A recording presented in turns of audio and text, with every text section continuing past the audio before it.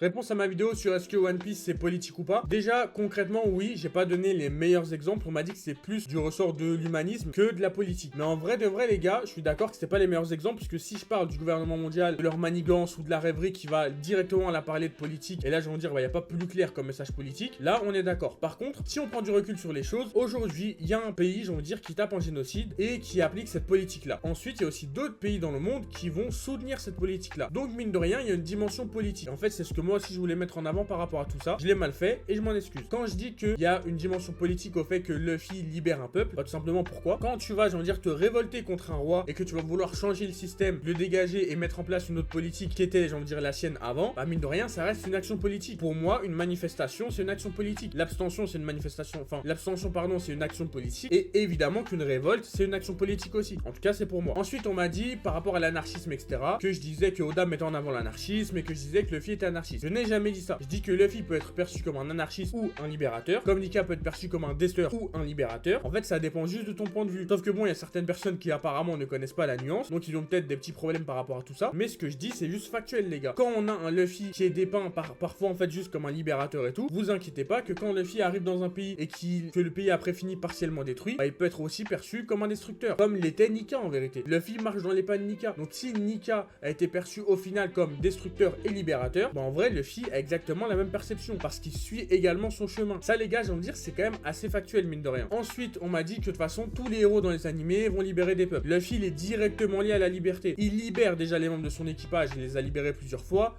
Zoro il a littéralement libéré de prison. Nami il a libéré par exemple de l'emprise d'Arlong. Luffy va libérer énormément de pays, j'ai envie de dire aussi. Luffy il veut devenir le roi des pirates pour être l'homme le plus libre du monde. Son pouvoir est lié directement à la liberté. Pourquoi? Parce que dans cette forme, à son max, il est le plus libre possible. Donc non, ce n'est pas comme dans tous les animés. Luffy est lié directement à la liberté. Luffy, c'est la liberté. Donc voilà les gars, c'était juste une petite réponse par rapport à tout ça. Moi je vous dis une prochaine. Après voilà, comme je vous l'ai dit, le but c'est la discussion. C'est pas de débattre pendant des heures et tout. Et juste un petit truc aussi, le respect. Parce que maintenant je vous le dis, je vais plus être gentil ou quoi que ce soit. Si on me dit ce que tu dis c'est une idée de con ou ce que tu dis c'est complètement débile, t'es bête, etc.